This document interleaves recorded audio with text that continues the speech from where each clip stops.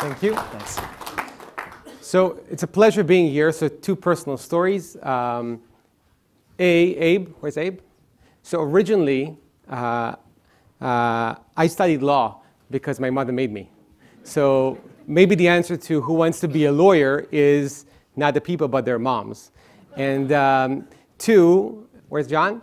My father suffered from Parkinson's disease for 19 years. It was, this is kind of defining story of my life because when I was he had me at 52. So when I was 7, he had Parkinson's disease. By the time I was 11 or 12, he lost his job and he couldn't drive and stuff like that. And by the time I was 21, I already saved his life twice, sailing back from when I was serving in the Navy, running back home to see what's up and helping there and getting him back to hospital. So for me, it's really like, it's really inspiring, and I'm kind of having shivers over here just because of your presentation. So thank you for that. So now back to and it's a huge challenge to talk after John and Abe. So 70% of the world 70% of the world is the ocean, as you know, right? 90% of the world's trade is transported through seas, but still, by and large, we're usually not aware of that, and there's not much business around that.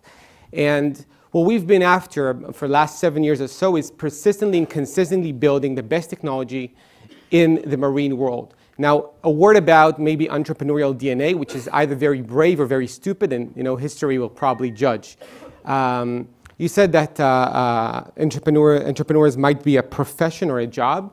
So I think it's more of a life calling than a job. And if you could look at why people do that and why people are so connected.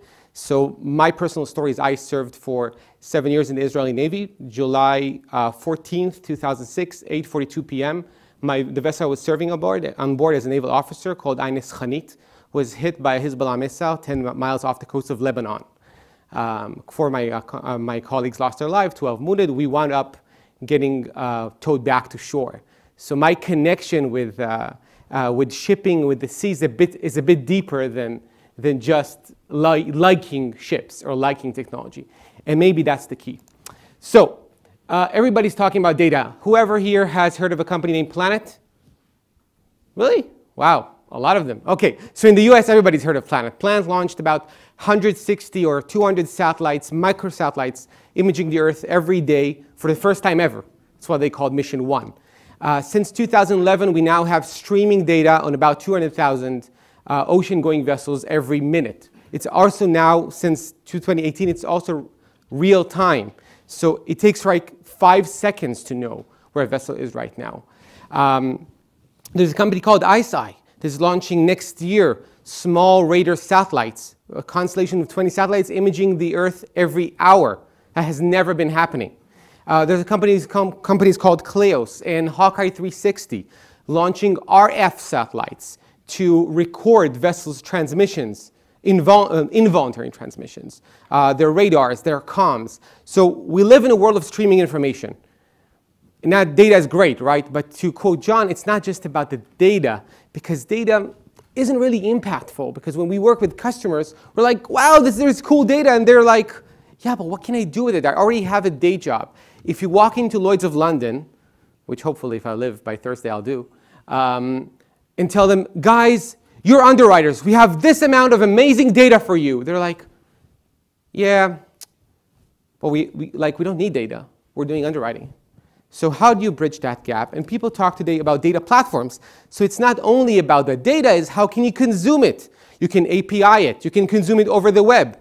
You can take it. But does that help you? If you're an analyst and I'm talking to you and telling you, you know what? You can get daily imagery of the Earth. What are you supposed to do with it? And I think that's a lot of the challenge we're seeing in the marine domain, looking at a lot of ships. So there's an opportunity to bridge the gap between the data and the use case, if you will. And we've evolved to understand that the use case is not only data analytics, which is understanding where ships are and what they do, which we've been doing for a while now, but it's probably about predicting the future. Because for now, data has been democratized. And if you want to know where a ship is, you talk to Maersk, you talk to anybody in the world, they know where their ships are. This is not a high value enough question. There's a gentleman called Bradford Cross, which wrote a great piece about vertical AI. And vertical AI is the combination between data sciences, domain expertise, to solve deep domain problems. And the thesis goes that general context AI is too less moatable to build a company around. So you need to go deeper. So how do we go deeper? We model how vessels are actually operated at sea. We take in shipping data, which is vessels transmission is about 300 million a day right now. We've modeled the rules of the sea. So as a seafarer, I can tell you that there's a lot of rules about how you're supposed to navigate. It's called collision regulations from 1972.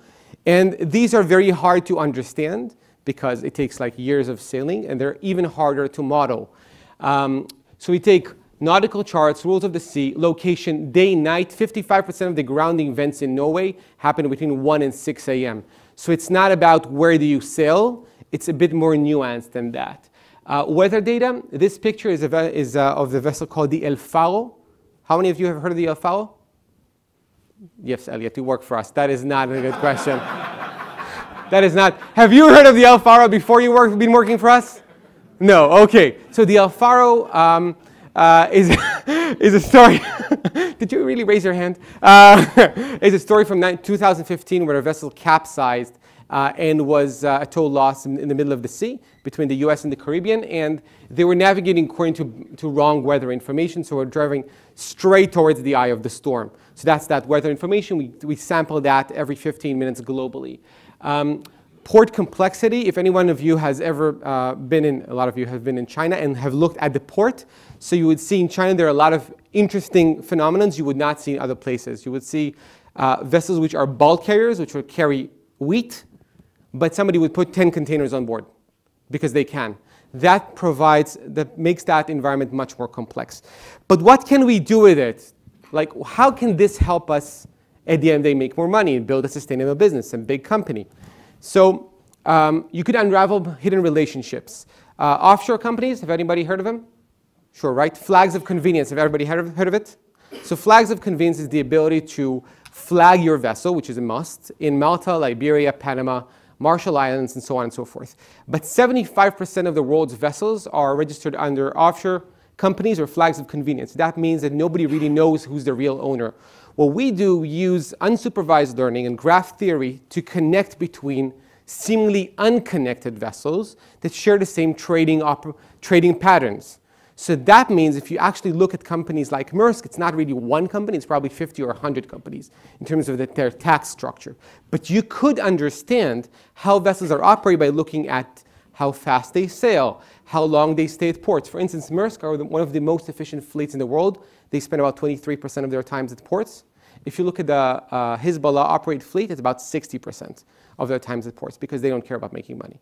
Maybe they care about making money, but they care about other things as well. So the key to predicting and unraveling relationships is going deeper.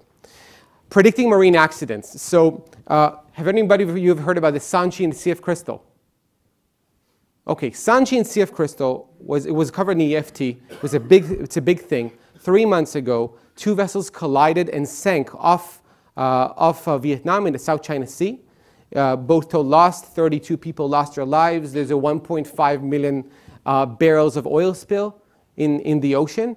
And the question is, could this accident have been predicted? Could you understand the risks of vessels and policies? Could you work with Lloyd's of London syndicates and other marine insurers to help them look at the future and not only look at the past? Because by and large, insurances actually is looking at past performance versus using machine learning to predict the risk for next year. If you map a vessel's operational profile, you can look much deeper.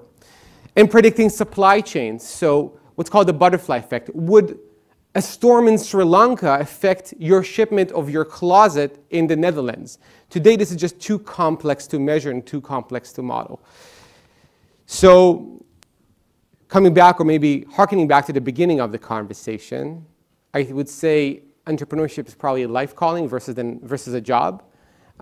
Persistent and consistency, specifically in developing markets, not in the sense of in the developing worlds, but in markets that have been long there with governments that we're working with marine insurers we're working with, and have not necessarily adapted that much of technology So you need to be, on the one hand, a thought leader and own the message, but on the other hand, be very, very appreciative of what they're already building and have just a bit of modesty, which is not necessarily easy for Israelis. Thank you very, very much for your time.